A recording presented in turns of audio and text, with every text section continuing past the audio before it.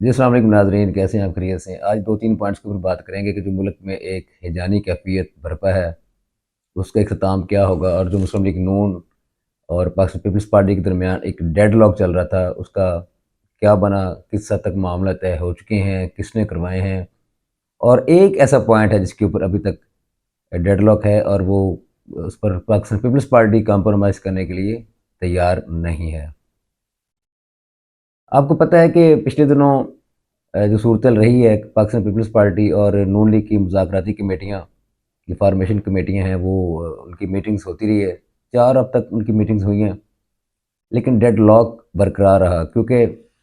Pakistan Peoples party نے کوئی 28 کے قریب ایک پوائنٹس کی پوری فہرست دی تھی نون لیگ کو، جس پر نون لیگ والے جو تھے وہ اگری نہیں کر رہے تھے، اور اس کا نتیجہ یہ نکل رہا تھا کہ مسلم لیگ نون کے پارلیمانی اجلاس کے اندر ان کی کمیٹی کے بیشتر لوگوں نے یہ کہا کہ بہتر ہے کہ ہم بھی حکومت نہ لیں اور اپوزیشن میں بیٹھ جائیں۔ جب یہ تھوڑا سا ریزسٹ کیا گیا نون لیگ کی طرف سے، اور مین وائل جو ہے وہ کمشنر راول پنڈی نے ایک نیا کٹا کھولا، اور اس کی تحقیق تو ہونی چاہیے، اس پر ایک الگ سے پروگرام کریں گے، لیکن بلا تحقیق میں بات نہیں کروں گا۔ اس کے بعد ایک دباؤ پڑ گیا مسلم لیگ نون اور پاکستان پیپلز پارٹی کے اوپر۔ ظاہری بات ہے جتنی نشستیں راول پنڈی ڈویژن میں ہیں اس میں یہ سمجھ لیں کہ 98% جو ہے وہ مسلم لیگ نون کے پاس ہے،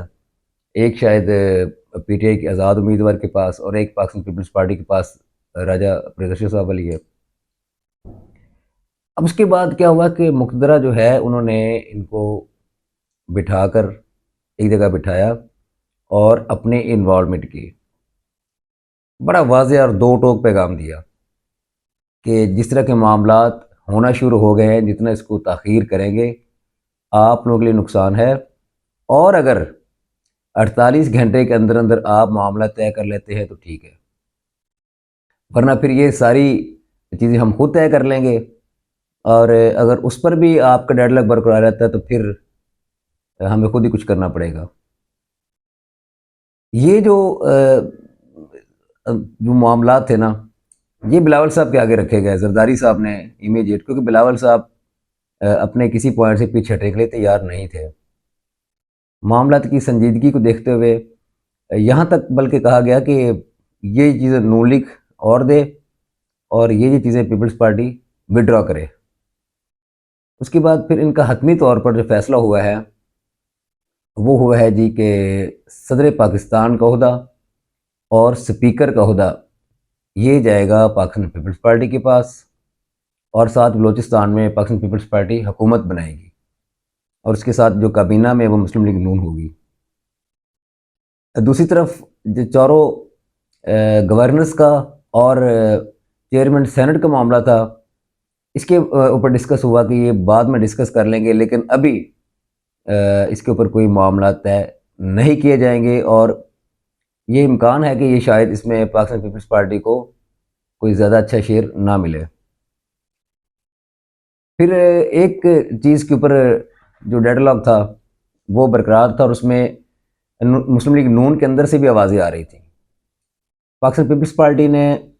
واضح کہا کہ جی ہاں، کابینہ کا حصہ بھی مسلم لیگ نون جو ہے وہ پاکستان پیپلز پارٹی کو بنانے جا رہی ہے، جس پر میڈیا تو یہ کہہ رہا ہے کہ نیم رضامندی ظاہر کر دی، لیکن مکمل رضامندی ہو چکی ہوئی ہے، کیونکہ نون لیگ یہ چاہتی تھی کہ وہ کیا کہتے ہیں، میٹھا میٹھا ہپ ہپ کڑوا کڑوا تو وہ ہم پیپلز پارٹی کو نہیں کرنے دیں گے، کل کو آنرشپ ان کو بھی لینی پڑے گی۔ مسلم لیگ نون کی اپنی سیاسی سوچ ٹھیک ہے، لیکن اگر آپ ماضی میں پی ڈی ایم کی گورنمنٹ میں دیکھیں تو آنرشپ تو پاکستان پیپلز پارٹی کو ملی نا، یا انہوں نے تھوپنے کی کوشش کی کہ یہ ہمارے ساتھ حکومت میں تھے۔ اس کے برعکس جو ہے وہ کارکردگی مسلم لیگ نون کی جو تھی وہ دیکھ لیں کہ کتنی نشستیں انہوں نے حاصل کی، اور پاکستان پیپلز پارٹی نے پہلے سے بھی زیادہ رہیں۔ تو وزارتیں جو ہیں یہ اتنا میٹر نہیں کر رہی ہوتی، مین ڈیسیجن جو ہوتے ہیں وہ آپ کو پتہ ہے پرائم منسٹر کے ہوتے ہیں، اور پرائم منسٹر جب نون لیگ کا ہوگا تو اونرشپ الٹیمیٹلی ان کو ہی لینی پڑے گی، لہذا یہ ان کی ایک سوچ تھی۔ اچھا، میں خیر اسی پوائنٹ پہ واپس آتا ہوں کہ کس چیز کے اوپر ڈیڈ لاک تھا، اور مسلم لیگ نون کے اندر بھی ریزسٹنس موجود تھی۔ پیپلز پارٹی نے یہ کہا کہ جی اگر پی ڈی ایم کی حکومت کے دوران معیشت ٹھیک نہیں ہو سکی تو اس کے ذمہ دار اسحاق ڈار صاحب ہیں، لہٰذا کابینہ کے اندر اسحاق ڈار صاحب وزیر داخلہ نہیں ہوں گے، اس پہ کوئی کمپرومائز نہیں ہے۔ میں ایک پہلے ولاگ میں بتا چکا ہوں کہ اس کے اوپر اسٹیبلشمنٹ بھی یہی چاہتی تھی کہ اسحاق ڈار صاحب جو ہیں وہ اپنا وزیر خزانہ نہ ہوں، اور مسلم لیگ نون کے اندر بھی یہ رائے پائی جاتی ہے کہ بالکل ٹھیک ہے کہ جتنا یہ لنگر آن کر کے فیصلے کرتے ہیں یا ڈالر کو ایک آرٹیفیشل طریقے سے رو کے رکھتے ہیں، اس کا لانگ ٹرم فائدہ نہیں ہوتا۔ ان سے اچھا، اسحاق ڈار صاحب سے اچھا تو نگران حکومت نے پرفارم کر کے ڈالر کو نکیل ڈال کے رکھی ہے۔ اس ایک پوائنٹ کے اوپر تھا کیونکہ آئندہ شاید چیئرمین سینٹ جو ہیں وہ اسحاق ڈار صاحب کو بنایا جائے، جس کی وجہ سے ان کو وزیر خزانہ شاید نہ بنائے جانے کا امکان موجود ہے۔ اچھا، یہ ہیجانی کیفیت مکمل کب تک ختم ہوگی؟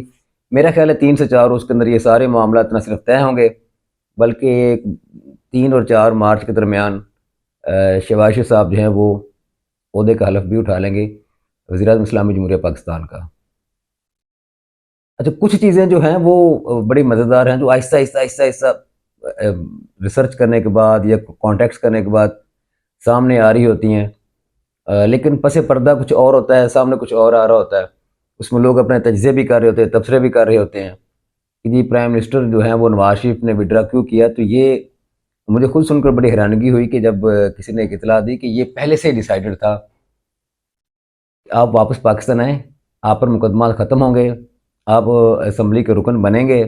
لیکن کیمپین آپ نے اس بنیاد پر چلانی ہے کہ پرائم منسٹر چوتھی دفعہ آپ بننے جا رہے ہیں، کیونکہ ووٹر جو ہے وہ مسلم لیگ نون کا وہ میاں نواز شریف کے نام کے اوپر ووٹ دیتا ہے، شہباز شریف صاحب کے یا ایون مریم صاحبہ کے نام کے اوپر بھی ووٹ نہیں دیتا۔ لیکن یہ چیز پہلے سے طے تھی کہ پرائم منسٹر جو ہیں وہ شہباز شریف صاحب ہی ہوں گے اگر مسلم لیگ نون جیتی ہے تو، کیونکہ ان کے ساتھ اسٹیبلشمنٹ بھی بڑی کمفرٹیبل ہے، پھر ان کے اندر ایک مفاہمت کا جو ہے وہ زرداری صاحب والا پہلو کافی ان کے اندر بھی موجود ہے، جس کی وجہ سے وہ ایک جوڑ پیدا کر کے رکھتے ہیں اور معاملات خرابی کی طرف نہیں جانے دیتے۔ ہاں، ایک درمیان میں بڑی اہم بات تھی، جب مسلم لیگ نون نے یہ کہا تھا کہ جی ہم بھی اپوزیشن میں بیٹھتے ہیں، تو ان کو بڑا واضح پیغام دیا گیا کہ اگر آپ یہ سوچ رہے ہیں کہ ہم مرکز میں نہیں بیٹھیں گے اور پنجاب کی حکومت چلائیں گے اور اپوزیشن میں بیٹھیں گے مرکز میں جا کے، تو پھر یہ ذہن میں رکھ لیں کہ پنجاب میں بھی آپ کو اپوزیشن میں بیٹھنا پڑے گا۔ اس کے بعد نون لیگ جو ہے وہ بھی بیک فٹ پہ آئی، اور جب دوسرا پیغام دیا گیا تو پیپلز پارٹی بھی بیک فٹ پہ آئی، اور ان کے معاملات آپس میں طے ہو گئے۔ میرا خیال ہے کہ ایم کیو ایم بھی ایک سٹیک ہولڈر کے طور پہ ہوگی، اور یہ تینوں مین سٹیک ہولڈر ہوں گے، شاید 4 وزارتیں ان کو مل جائیں گی، ایم کیو ایم کو بھی 5 سے 6 وہ ڈیمانڈ کریں گے، 4 تک ان کو وزارتیں مل جائیں گی۔ اور جو ایک ہیجانی کیفیت اس وقت ملک کے اندر برپا ہے وہ آئندہ 2 یا 4 روز میں ختم ہو جائے گی۔ اب یہ جو لوگ اپنے طور پہ تبصرہ یا تجزیہ کرتے ہیں یہ حکومت 6 ماہ 10 ماہ سال 1.5 سال 2 سے چلے گی، تو میرا خیال ایسا نہیں ہوگا، کیونکہ ملک اس وقت استحکام کی ضرورت ہے، اور معاشی استحکام جو ہے، سیاسی استحکام، اس کے لیے اگر حکومت کو یہ تحفظ دیا جائے گا، جس کی وہ شیورٹی میں نے ایک اور بلاگ میں بتایا تھا کہ وہ مقتدرہ سے مانگ رہے ہیں کہ ہمیں ٹینیور پورا کرنے دیا جائے گا، جیسے کہ ہم نے پی ڈی ایم کی حکومت کا ٹینیور پورا کیا تھا۔ اور ایک چیز اور جو انہوں نے ایک مطالبہ مقتدرہ سے کیا ہے وہ یہ ہے کہ حکومت کے دوران جس طرح، میں ایک چھوٹی سی مثال دیتا ہوں کہ کوئی، حتیٰ کہ میں ایک نام ویسے لے رہا ہوں کہ چند لوگ بھی، چاہے وہ کلرک ہیں چاہے وہ اساتذہ ہیں، وہ بھی اگر احتجاج کے لیے نکلیں گے تو آپ ہمارے ساتھ مل کر اس احتجاج کو روکیں گے، تاکہ پاکستان جو ہے نا وہ غیر مستحکم نہ ہو، کیونکہ ان کو اس چیز کا خدشہ موجود ہے، اور یہ تھوڑا سا وہ سوچ رہے ہیں کہ شاید آگے جا کے تحریک انصاف جو ہے وہ اسمبلیوں کے اندر بھی ٹف ٹائم تو دے گی، ان کو لازمی بات ہے، لیکن اپنی مبینہ دھاندلی کا جو بیانی ہے اس کو لے کر وہ سڑکوں پر بھی آئے گی، وہ احتجاج بھی جاری رکھے گی، اور اس کے بعد یہ بھی ممکن ہے کیونکہ پی کے سی ایک لانگ مارچ لے کے اسلام آباد کی طرف روانہ ہوں۔ اس لیے یہ تھوڑا سا انہوں نے کہا کہ جس میں ہم آپ کی مدد کے بغیر، فورسز کے بغیر اس طرح کے احتجاج کو نہیں روک سکیں گے، اور اگر ہم اسی طرف انگیج رہے، جو کہ ماضی میں خان صاحب کی پلاننگ بھی رہی ہے کہ عدم استحکام سے دوچار رکھنا ہے، اور زمان پار کے بار کبھی کچھ ہوتا تھا کبھی کچھ ہوتا تھا، تو اس بارے میں انہوں نے کہا کہ جی یہ آپ ہمارا ساتھ دیں، پرفارم ہم پہلے سے بہتر کریں گے، اور شاید یہی وجہ ہے کہ کل میاں نواز شریف کے ساتھ جو ہے وہ سعودی عرب کے سفارت خانے کے عملے کی ملاقات بھی ہوئی ہے، اور اس میں کچھ یقین دہانیاں بھی کروائی گئی ہیں، اور اسی طرح چائنا کی طرف سے بھی ہیں۔ اور اگر اگر یہ کسی حد تک شروع میں تو ان کو سخت فیصلے کرنے پڑیں گے اور عوام کی ایک دفعہ پھر چیخیں نکلیں گی، لیکن اگر 1 سال کے اندر بھی یہ معاملہ ٹریک پر، اکانومی ٹریک پر چلانے میں کامیاب ہو گئے، باہر سے ان کو فنڈز آنا شروع ہو گئے، چائنا اور سعودیہ، قطر، یو اے ای اگر آپ کو پورا پاکستان کو سپورٹ کریں اور جو انہوں نے وعدہ کیا تھا ہم سرمایہ کاری کریں گے، تو پھر حالات بہتری کی طرف جا سکتے ہیں۔ ادروائز نون لیگ بھی یہ ذہن میں رکھ لے کہ یہ ان کا پنجاب اور مرکز کے اندر آخری اقتدار ہے۔ اگلے پروگرام تک کے لیے اجازت دیجیے، اللہ حافظ۔